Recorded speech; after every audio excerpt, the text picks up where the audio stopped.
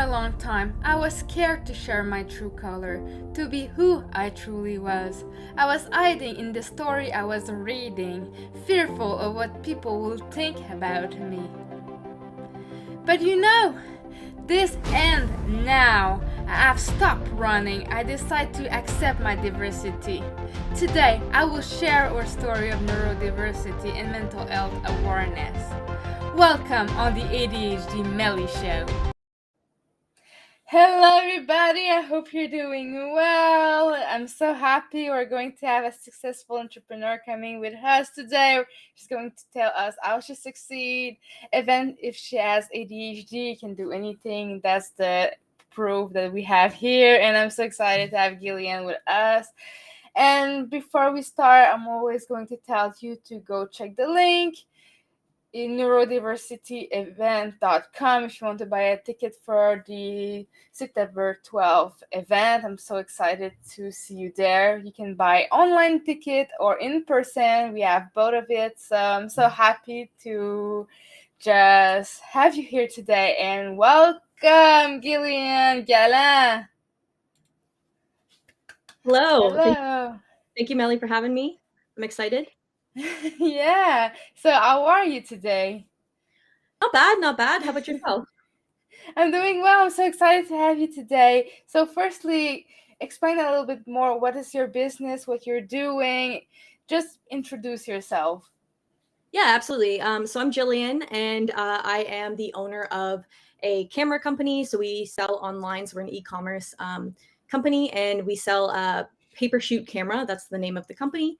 We sell eco-friendly digital cameras that are created to emulate the look of film style photos. And they're made from eco-friendly materials. So we use recycled materials, and we use there's no trees or water in the production of our outer casing. So instead of wrapping the technology in plastic like most cameras are, all of our materials on the outer side of the casing are completely eco-friendly. There you can see the camera is in my bag. I forgot to get it out, but like you can see, the paper is all in paper. The wrapping, so awesome to make it this way. But where the idea came to make that product? Well, I can't take any credit for that. It was founded in Taiwan by a Taiwanese inventor named George Lin, and he actually founded it in 2013. He grew up quite poor, and he never had any childhood photos. So, I mean, something that I absolutely love is when I visit my parents, I get to look at the photo albums that we've had, and like, looking back on photos of your childhood and stuff like that. And like to this day, like he didn't have anything. His family was quite poor, and he didn't have that. So we wanted to kind of create something simple, easy to use. There's only like a one button system on this camera, and he just realized the importance of photography. And as he got older and he was able to have a little bit more opportunities to explore that, he found an interest in photography. So he created the camera, and he did really want to make sure that he wasn't impacting the environment. So kind of a few different ideas there. So while I can't take credit for that, for the invention itself, I think that George is an incredible, innovative inventor, and he's always coming up with new ideas. And yeah, I really appreciate him for that. So that's where the inspiration came from. So why have you decided to sell that camera for yourself? How did it work? Because I guess you need to pay that George to be able to use his invention. Yeah, so we work very, very closely with George and the team in Taiwan. So basically at the beginning of the pandemic, I actually quit my normal marketing day job about a week before the pandemic actually hit really hard, and everything shut down. So I had already put in my 2 weeks notice before obviously no one expected the pandemic. So I didn't really expect that, but I was leaving the marketing job that I had to start my own marketing job because I learned a lot through the company.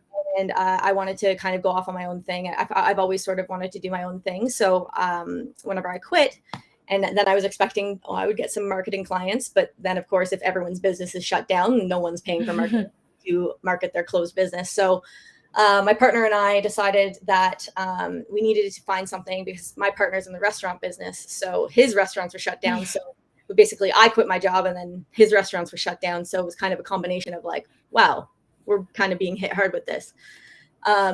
So instead of obviously getting clients to market, we started e-commerce. So we had a mutual friend that was selling on Amazon. So he would sell Amazon FBA. He source products and then sell it for a markup. So he'd get wholesale pricing and then sell it for a markup. And we're like, well, if he can do it, we can do it. And so we wanted to kind of get into that space. And so we started that up. And I think the hardest thing about selling on Amazon and becoming an Amazon seller is finding like a winning product, because you first off, you need to make sure that it's profitable with shipping costs and Amazon fees and everything. So it needs to be profitable and also needs to move enough volume so you're not sending in product and it never comes off the shelf. So I started getting into the mindset of just looking out for products that I think would work really well and be profitable enough to make happen. And I was scrolling on TikTok one day and I found a girl that was posting about this camera that she found whenever she was in Taiwan, and she purchased it and she lives in the States now. And that video got over 2 million views. I was one of those views. And I was like, oh, this could be something I could sell on my Amazon store. So my original idea was to sell it on my Amazon store, but as I did some research, I realized that no one was selling it in North America. It was only being sold in the Asian countries. So because no one was selling it, I found the founder. So I found George, and I was able to contact him. And basically my whole idea was to be able to sell it on Amazon, maybe buy like 50 to 100 cameras, test it out. But as we were talking with him and he told us about his success in Asia, we kind of took it as more of a bigger opportunity. And we negotiated exclusive distribution rights for North America. And we ordered a bulk order without even having touched the camera in real life, which is kind of scary and interesting, but yeah, so we started up our Shopify website, and honestly, the Shopify website did really well, and then paired with some supply chain issues during the pandemic, we actually didn't start selling on Amazon until almost a year later.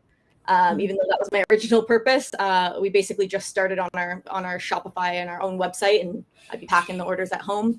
And that did so well that we couldn't even get on Amazon yet. So we are on Amazon now, but it took almost a year to get to that point. So that's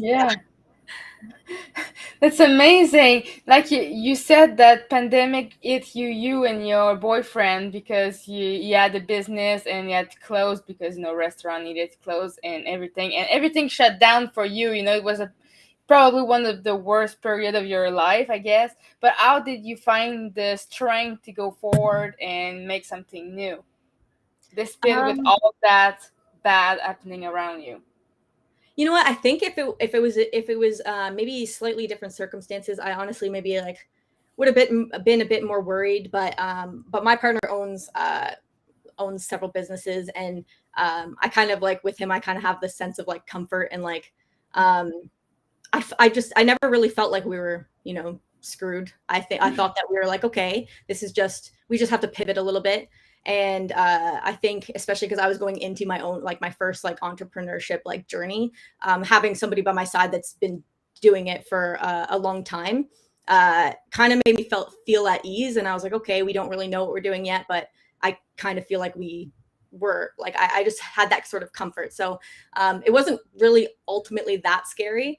It was just, okay, if we can't do what our original plan was, what can we do? And then starting a new project I find is always really fun. So when we started selling on Amazon, it was kind of more of the excitement that took over any sort of feelings of nervousness that could have affected me. I was just excited to, start a new business and kind of get rolling, because that's something I've always wanted to do. So I think I was just more excited than nervous. And I did have that little bit of security feeling with somebody that's been there and done that before. So I appreciated that for sure. And what was your most scariest experience when you started business? I think so. Whenever I found these cameras online, because that's our main business now. We still do our regular wholesale Amazon selling as well. But pay per shoot camera has been our main business for the past year and a half. But when we had to place that initial order, the amount of like the initial order, because we had to order in bulk, was more money than I've ever spent on anything ever. And so, and we, like I said, I'd never even had one in my hand. Like I've never saw one physically at that point. So, you know what, it was a risk in a way. Definitely, like we had to order in bulk. We couldn't just, order a couple to see. We had to order a bulk order to meet the minimum order quantity for our first order. So that definitely was scary because it was sort of my idea. And I find in business, I'm not like the big decision. Like I have trouble with big decisions. And because it was my product that I found, or a product that I found, and I brought it to my partner, and he was like, I don't really know. He wasn't sure if it was going to work out. So if he was skeptical, and then it was basically me that had to make that decision. And that was sort of a big one, and a little bit scary because I kind of had pressure to like make sure that it worked out for both of us. It's not just my decision at this point because I have a partner, and I needed to make sure that it was going to be a good decision for both of us. So that might have been the scariest moment, I think.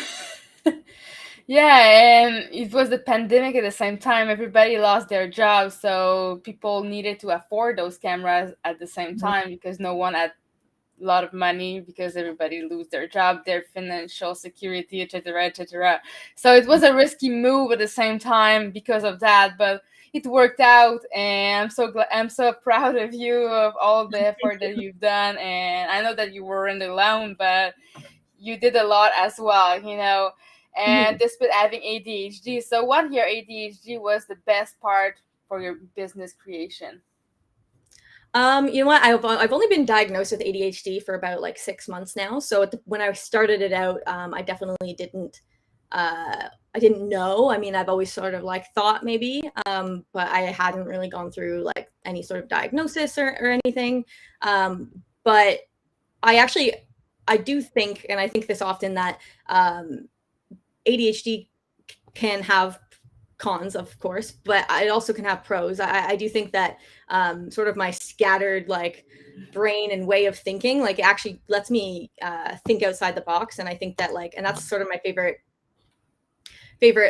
part, I guess. I think that I am a creative thinker in that way. Like maybe a few years ago, I wouldn't have considered myself a creative person because you think of like artistic and, like being able to paint or being able to do music. And I think that as a creative person, but I have realized that and I've come out of my shell with more creative ideas and kind of thinking outside of the box. And I think ADHD kind of helps with that. I don't know if that's a real thing, but I feel like it is for me. So I do think that because my product is such a creative product, I think that creative thinking actually does help. Yeah. So why have you decided to seek for a diagnosis? Maybe something happened to you that you were like, I'm not able to do this and not anymore without knowing what I have, So why have you searched help? Well, I think I've always known that I'm not the most organized person, and I've always known it, but it haven't affected me as much as it has whenever I started my business. Because whenever you start your business and I had a partner, but he was mostly like, I mean, I have a partner, but he was mostly financial. And at the beginning when we weren't, we weren't selling like crazy. Basically, I was the only employee for a business. So you basically have to wear a lot of hats whenever you don't really have the budget to hire anyone else to help you. So I had to do so many different things. And you know what? Not every single role in a company is going to be everyone's strong suit because there's so many different roles that you need. And I found that my organization was affecting the business and staying on top of things because I'm the only contact for the business, staying on top of emails, staying on top of opportunities and stuff like that. I just feel like I was getting overwhelmed a lot just because I was the only person and I couldn't really delegate to anybody else at that time. So I did want to sort of look into it because I figured like other people don't have issues with organizing things and staying on top of their emails and staying on top of their inboxes, but I do. So that was sort of why I kind of initiated that process.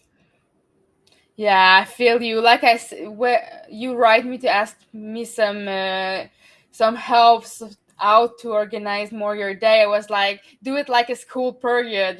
When you go to school, you just put like an hour and a half, little things, little effort in all of the field that you need to work in that day, and that helps a lot for me.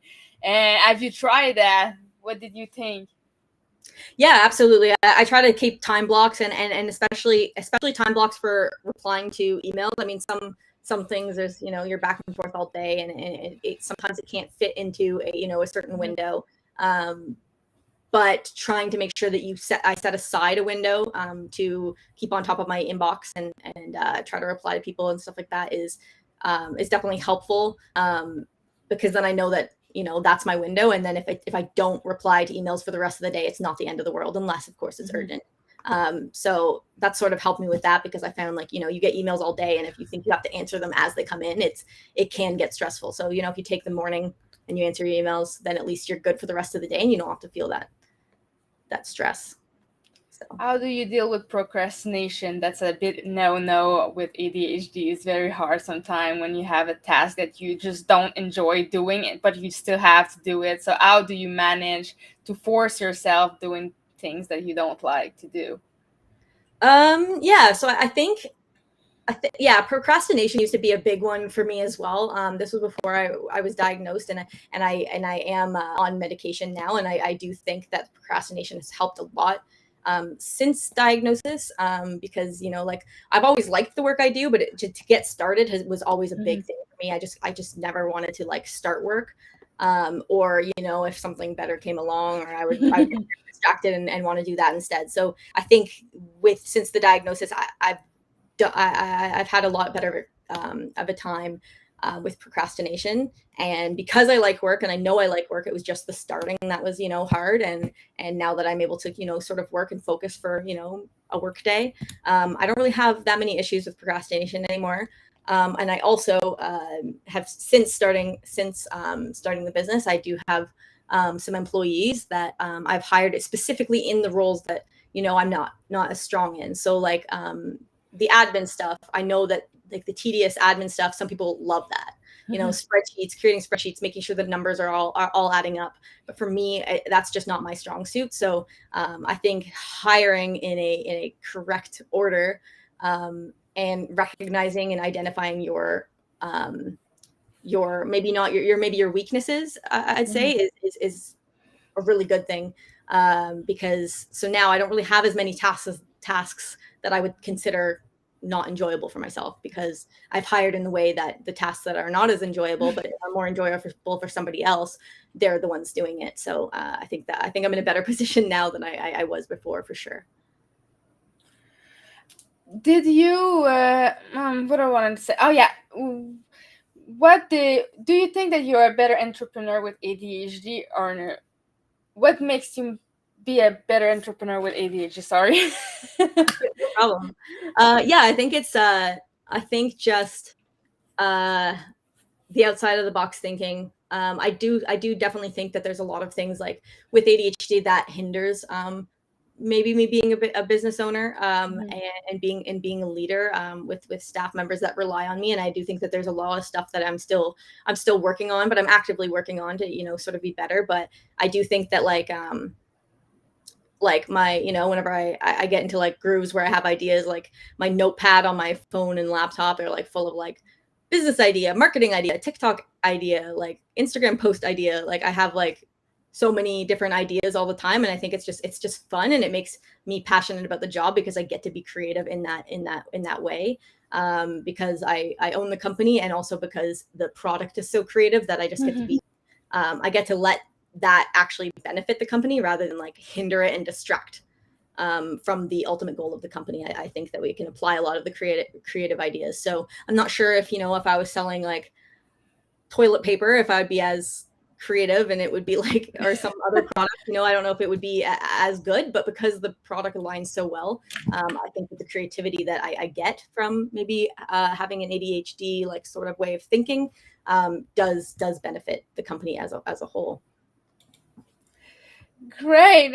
And you said that you need to manage employee. How it is to manage and tell people what to do, and if you need to fire them to do the right decision, etc., etc. Because when you have ADHD, sometimes you feel like they're probably doing better than me because they don't have ADHD, they don't have a disability, they are maybe better than me because they seem to do their job better, but you still need to explain them what they need to do. And sometimes you have a learning disability, sometimes you cannot focus necessarily on the task yourself, and you want to make sure they understand what you need. So how do you deal with all that pressure, because it can be a little bit anxious, you can be a little bit anxious with all that management, you know? Yeah, absolutely. I think that's something that I've been really focusing on lately, because we've just hired our 10th employee. And so as the team is growing, it's not just like, somebody that's like, in the office right with me that, I have a little bit more, not control over, but like just I'm more present. So because there's employees in different parts of the world now, I've realized that it is something that I like actively need to work on, and try to be like a better leader. But I think that recently my strategy has been just like, because we've been growing fairly quickly, like we've hired the last like few employees like pretty back to back. So because we're growing so quickly, I am realizing now it's now more than ever, it's more important to, really focus on this. But I think being open about sort of my weaknesses and where I'm coming from. So I've told my employees, I'm like, man, like I know that I ramble on, and whenever I have a task, and I know what I'm asking them to do in my mind, but I try to give them all the background details that they possibly need, but maybe they don't need all of the backstory. They just need to know what the task is at hand. And so sort of identifying that, and trying to get to know them with how they would like me to explain tasks to them, and just being open with being like, if you don't understand what I'm saying, you can absolutely ask clarifying questions, or if I'm not very clear on it because I go in all these different directions, like please let me know, because I realize that. And it's not like, I think sometimes like if you have to tell your boss or an authority figure that like they're not explaining something properly, that's kind of like, maybe like you feel like you can't really say that or be open with them about that. But because I'm open with them and I'm telling them, oh, I know that this is something I need to work on, so please help me work on this for myself, because I would like to be better. And I think that that's been my strategy lately, as we've been hiring more employees and just letting them like feel very welcome to, ask more questions, or be like, slow down, Jillian, like I need to have a little bit more context, or whatever. So I think it's honestly just being open, and letting them know it's a safe space to, ask me anything. Yeah, and we're going to talk a little bit more about inclusivity in the workplace, because you have a business, and I have some question about that. Do you have employees that have special needs? I'm not I don't think so. I mean, there's maybe some mild, like I always say, like I think my ADHD symptoms are fairly mild in the spectrum. So there's definitely some anxieties and stuff like that. And I've definitely spoken with some of my employees with that, but nothing that seems to hinder their work as much. But of course, a lot of these things are internal, and it might not be like recognizable. But we've definitely spoken with some employees about anxieties. I think that's been sort of the most obvious one, is just the anxieties. And I think it's nice that they can talk to me about that, because that is something that I want to make sure that they feel comfortable with. And I want to make sure that if there's a situation that they do feel anxious in, that I'm not creating that environment for them. So. Did you have any incident with not necessarily mental health, but maybe mental health or anxiety, that your employee was like, it's a little bit more too much work for what you give me, too much work for the time that I have, or something like that? How do you deal with that kind of situation? Do you go just ahead and hire another employee, or you talk with them and finding a new solution? How do you work when an employee asks you that to hire somebody else because they cannot do the work anymore, or something like that? I haven't really had that experience so far with like an employee coming to me and saying that there's too much work. I do sort of like as much as we've been growing, I still have a very small team.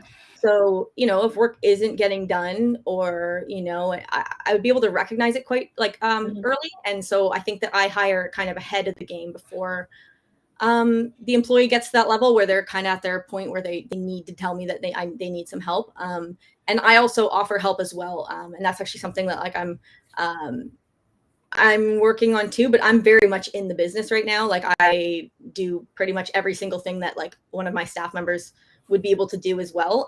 So, I'm always able to jump in too. So if there's ever like, sometimes tasks build up and they just happen to like be all on top of each other all at once.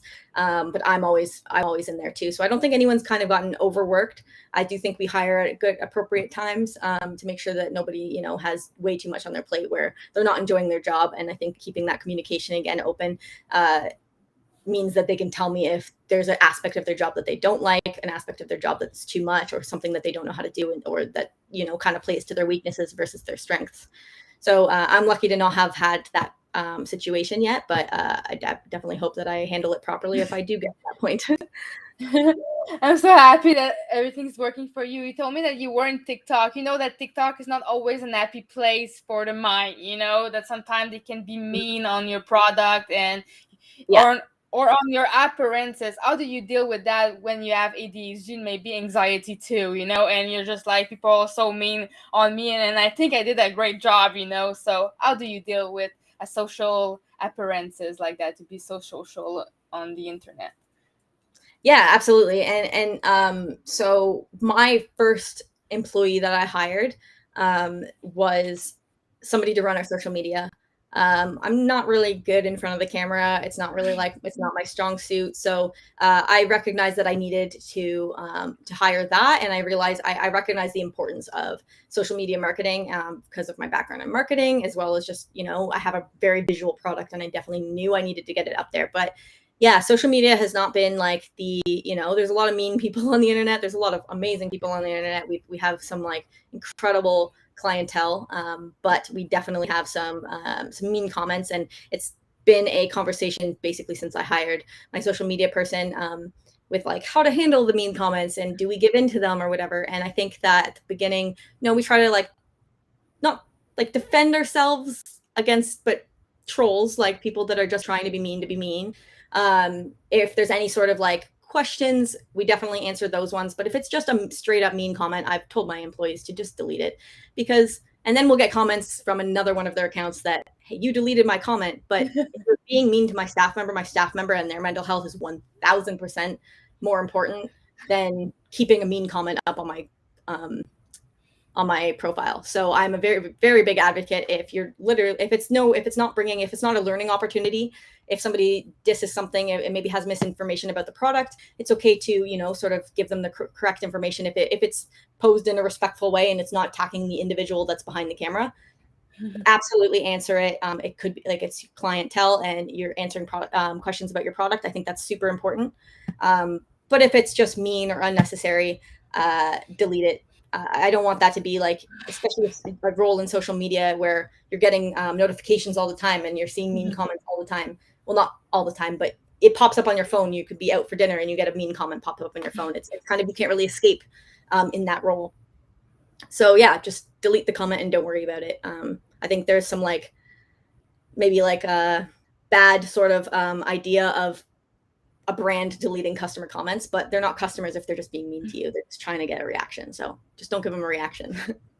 Exactly, a customer, somebody that buys your product or wants to buy your product, you know? Exactly. Open to answering any questions. We're not hiding anything, but we're definitely deleting if somebody's mean to my employee. Absolutely. And how do you have an office where the employee come, or they work from home? How does it work for your employee? It's sort of all over the place. I have a house, and we use basically the whole house for the business. So we use a lot of place for like inventory and storage.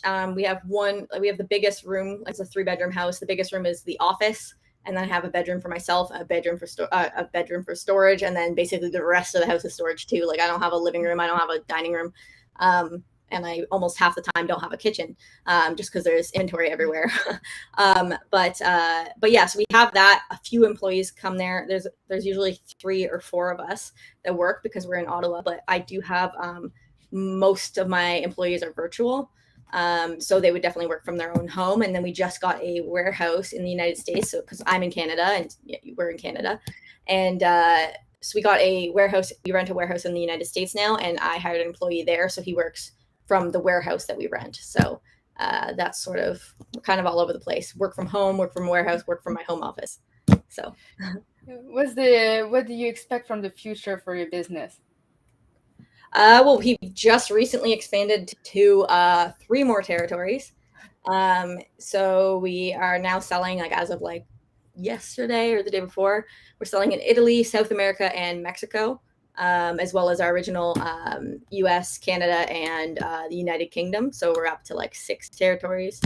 So that's great. I think we just want to keep expanding to different territories and building the brand out, more brand recognition, and yeah, so I think we're just expanding, and I think helping because the founder of the company has different distributors in different places. We're just one of the distributors, but he has a couple European countries have distribution, and then some other Asian countries have distributors as well, but just sort of make it so that the brand is more cohesive, is sort of in the talks between the founder and my team here in North America, is just make the brand a bit more cohesive and have the same brand message across all of the different distributors, instead of it sort of being multiple businesses, and just sort of like kind of bringing it all together so that customers are able to, they know exactly where to purchase from wherever country they are. And I think there's a little bit more organization that needs to be done there. But yeah, I think that there's longevity in this company as a whole in these products. So I think just keep growing and growing in the direction that the founder would like to go, and being a really big player with him. He's been very open with us and open to having us sort of tell him our ideas, and it seems like we're definitely on the same page. So growing with the founder in his, growing his like baby, that's his invention, right? So definitely making sure that it aligns with him, but working together to grow the business and grow the mission. So. And if you guys don't know about the camera, which is fun, is I think it's a very ADHD friendly product, because you're always on your phone checking comments, checking message, checking that, and you don't take the time to be with your friends, with your family, and you still want to take a picture, but you take a picture and you see all the notification. What do? You're always searching, looking for them before, and with the camera, you just take a picture. You don't even see what it looks like. You have to put it on the computer to know if it's pretty or not, like the old days, So you take There's no screen. So you are completely on your own until you get home, and then you plug it in. You get to see all your pictures for the day. I think that's kind of exciting too. Is at the end of the day, I love taking it on vacation, because you take probably the most pictures on vacation. You take pictures of everything on vacation, right? And when you get home, you get to be like, cool, I want to see all the pictures, and then they're all really nice, and then So I think that's fun, and yeah, definitely not being distracted by those notifications on your phone whenever you're checking photos in there. So yeah. Yeah, so I really do recommend it if you want to find a sweet camera that you can bring absolutely everywhere with you. The only place I wouldn't recommend is near the pool, in case you put it in the water. Unless you're very careful. We've taken it out ski doing before, and we've got some really cool shots on it. But if we dropped it, we would have lost it. So yeah.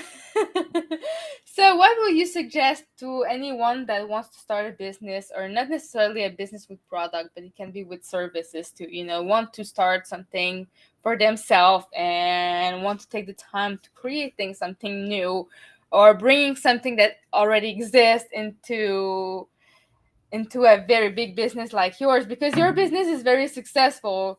It's not like only you have 10 employees, you have more than $1 million that you made in profit. So it's very successful. It's not just like something that you do it from home, but you're still very, and people think that because you have $1 million of profit that you will have big warehouse and big in big things and stuff like that, but it's not necessarily the case. You have your 10 employee, but you still have your old kitchen with box, and sometimes people expect to be even bigger and more successful, but it's not already always the case. So what would you say to those people that want to start a business and just put it in a real and put it real, Yeah, I mean, I think I would just say like focus on operations, and sort of going off of what you're saying is like, I think a lot of people get caught up with like where they want their business to be instead of where their business is, and it's definitely good to think about where the direction you'd like to take it. But I could have. I think like if I were to like rent out a warehouse like from day one and not utilize the space that I already had, maybe I would have kind of ate up my profits pretty quickly, and maybe I wouldn't have been able to expand the way that we have. So focusing on operations and being as organized as possible at the beginning, because it was just me at the beginning, and I have a lot of issues with organization. I found like even though later, like now we have some more employees to help with that, I think like I was setting up everything from the beginning in a less organized way. So I had to go back and sort of fix a lot of things and change a lot of the systems that I created, just because it wasn't done in an organized fashion. So because of that, I would just say if organization is a struggle for you and you're starting up things, and I think you ask a friend, or you ask or you hire somebody to go through your systems and find ways to make it a little bit more efficient. I think operations and making efficient systems is going to help you in the long run, because you want to act and go about business as if it's going to be successful, but don't try to rent a big warehouse from day one. Realize where you're at, but also set it up for where you want to go.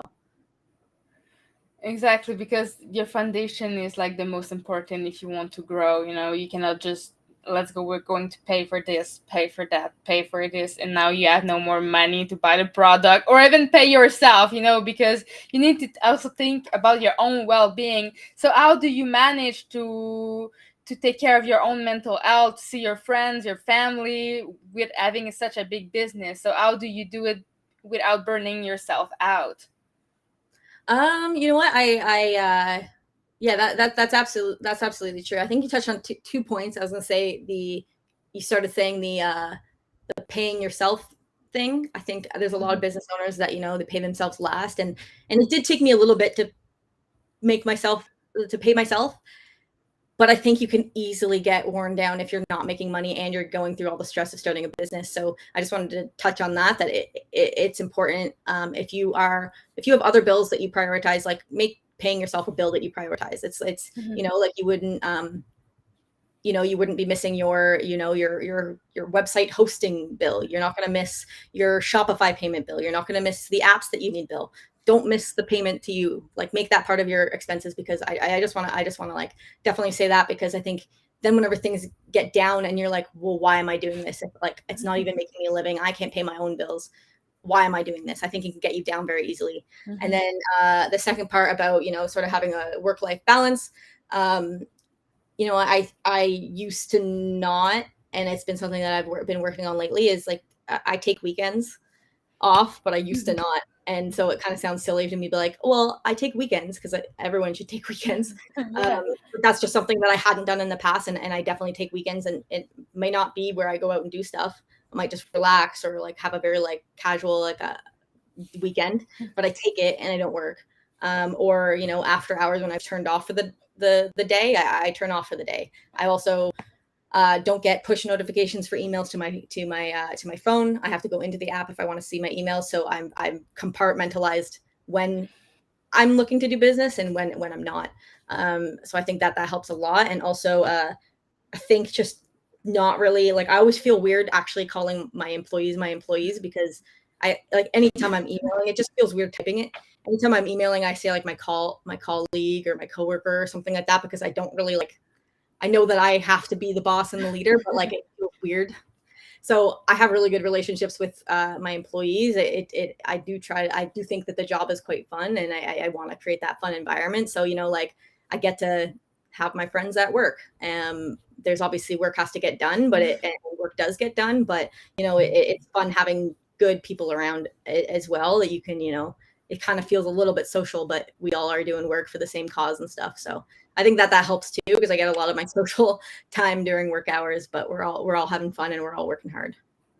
So. Yeah, and I'm going to go back to the pay yourself, because I've seen a lot of businesses that never pays themselves. They use all the money to pay for more product, pay for more stuff, but your rent, if you don't have your house, you're not going to be able to have your office there and being able to work there. It's like super important. You need to feed yourself to be able to work. You need to take care of yourself, to take care of your mind, and that counts with breaks, counts like having your weekend, being able to financially be stable, to be able to just enjoy life. Because why are you working so hard and making a business if you cannot enjoy what your baby create for you?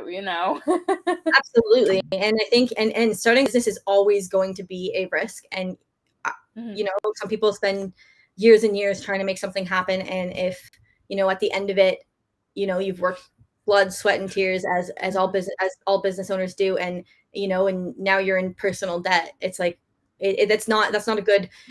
It's going to be, you can get more discouraged in the process, as well as at the end of the day, you just don't want to be in that position where you've worked your whole life and you never really got anything out of it. So I think don't pay yourself outrageous. Don't think that if I'm the CEO of my own company, I'll make a CEO wage.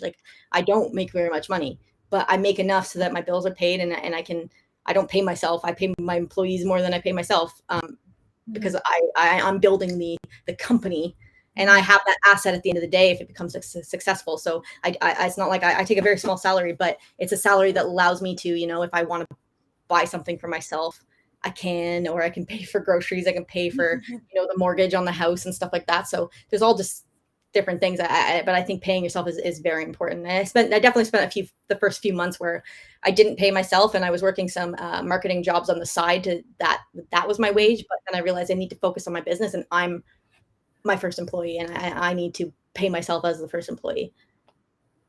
So listen to her. You need to pay yourself ASAP. Don't pretend that you need to invest and invest and invest. Yes, invest some money, but keep some for yourself, because your house is essential for your well-being. Your food is essential, like I said. And too much people. I know some people.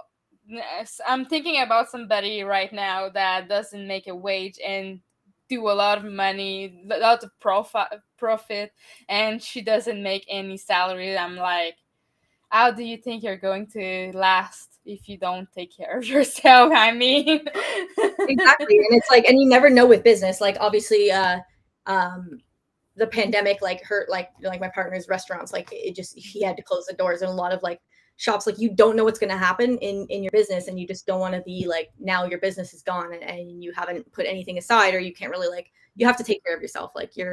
That's your main goal. Building your business is a goal, and it's a big part of your life, but you have to take care of yourself. And I think that most business owners, or a lot of business owners, I don't want to say most, a lot of business owners just are, they really want their businesses to succeed, and they think that taking a pay cut is going to help it, but is taking a not paying yourself a couple grand a month to help yourself out, is that really going to be the make or break of your business? Probably not. No, absolutely not. It's going to hurt you more than anything in the long road, because you're not going to have any satisfaction from your business that much. When you have ADHD, you need that dopamine, you need that satisfaction, and paying yourself, trust me, it gives you satisfaction. Yeah, absolutely. So if you had one thing that you would change about your ADHD diagnosis, what would it be? About my symptoms, or or getting diagnosed, or Yeah, about your diagnosis. Yeah, will you get diagnosed earlier? What will you change? you know what, I don't know if I would change anything. I think that because I did obviously I've only been diagnosed for about 6 months, so I got diagnosed as an adult. But I think starting the business without having any sort of treatment for it actually kind of gave me a good perspective. If I was, if I'd been on it for years or stuff like that, like it gave me a good perspective of like, I really think like I've really noticed that, just identifying where your strong suits are and what your weaknesses are isn't a bad thing. And I think it's like actually a really, really great thing to know your weaknesses. And the weaknesses that I had whenever I was undiagnosed with ADHD are still like relevant now.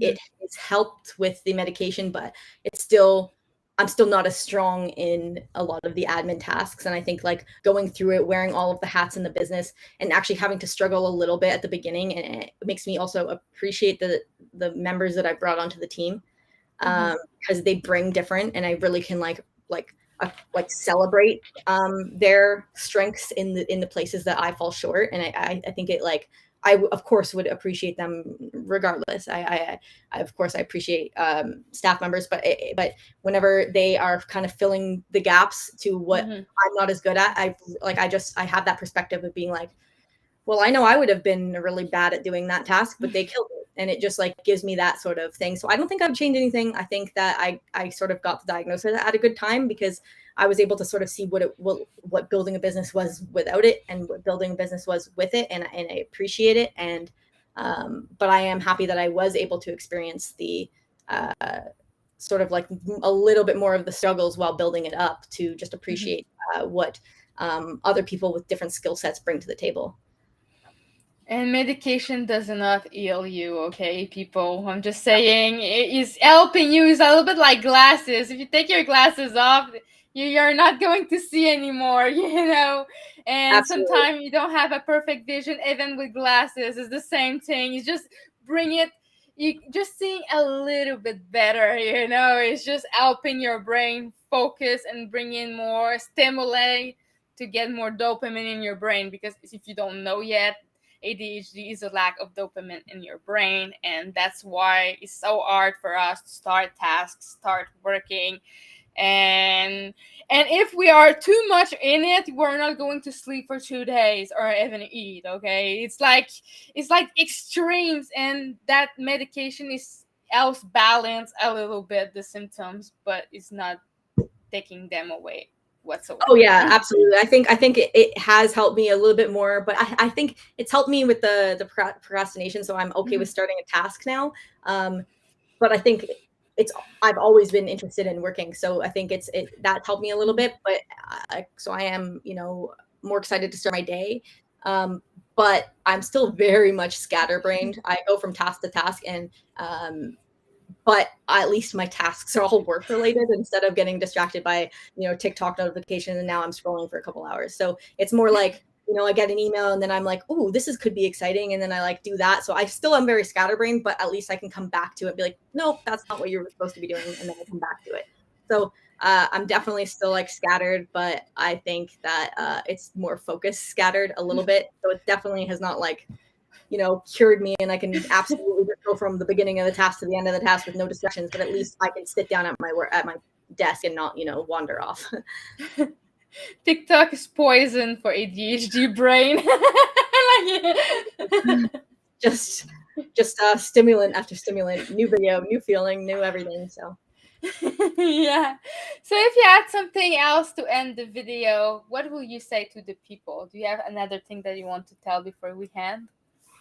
Oh, I'm not sure. I think that if you are looking to start a business, I think, just kind of sit down and get to know yourself. And I think as you get to know yourself, you'll become a better business owner, and you'll have more of a direction with your team. And I truly think that like hiring in the correct order and hiring for your, like I think at the beginning, I thought that I had to, I was ashamed that I wasn't good at organization, and I ashamed that things were like all scattered in folders and only I could find it. And I was like ashamed and all that. But I think just identifying where you fall short if you're about to start a business is important, because you can get past that and you just don't have the ego going into it. Like I don't have the ego that like you have to be good at absolutely everything, because nobody is. Like there's different parts that people excel at, and like that's really important. And just sort of identifying that you might not be able to hire somebody right off the bat if you're just starting out, but even if you just hire somebody part-time to, you know, help you out with something, or you know, just pay somebody an hourly wage for, you know, a couple hours to, you know, get you on the right track. I think that that's really important, like from the beginning, because I think a lot of business owners are like, I can do it all. I'll work like 80 hours a week, and I'll just get everything done. But if you're not working like efficiently, then you don't have working 80 hours isn't really good either. So I think a lot of people have that sort of ego and that like don't want to fail when they start a business because you know they're going all in. But if you're going to do that, like recognize your weaknesses and don't think it's that like a bad thing. I think because that's what I've learned a lot about myself in the past like year and a half is just, you know, celebrating my successes or celebrating my strengths and recognizing my weaknesses has been very, very good for the business because I'm able to get better people on the tasks that I wouldn't be so good at. So, yeah. Yeah, and you did well. You hired the right people.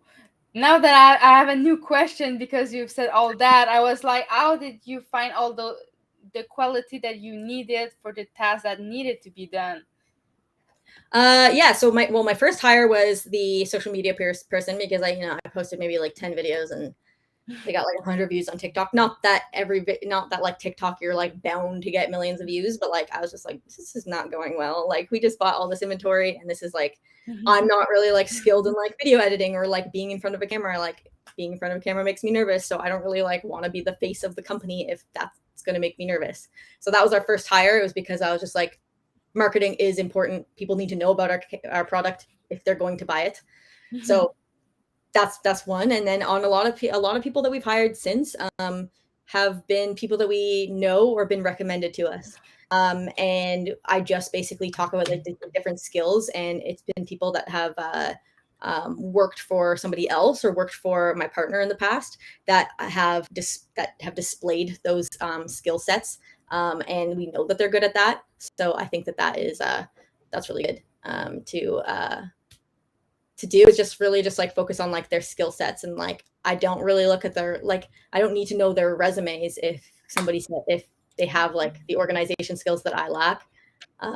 I think that you can have organization skills in most positions. So if you don't have a specific position that's like super relevant to my job posting, that doesn't really matter. It's the skill sets, and because you can teach anybody anything. And I'm learning as I'm going. So how can I have to like say that you have to know everything you're doing? Because I've learned every single thing as I go. So, you know.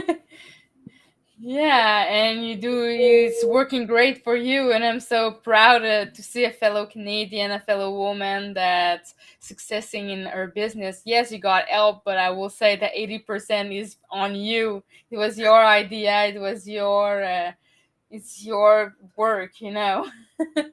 I appreciate that. Thank you so much. And I really like what you're doing with the show and giving people opportunity to tell their story. And yeah, it's been awesome. Thank you. Before we leave, I want to say thank you to Sherry for being present today, Asher as well, Daniel, Big Chillin. Thank you so much, everybody. TCivic05. I will answer your question in private. Don't worry. Wana, she's one of the first that follows me. I'm so grateful to have her there. So thank you so much, everybody, for being here. And we see each other next Friday. Bye, everybody. Bye. Thank you so much, Melly. You're welcome.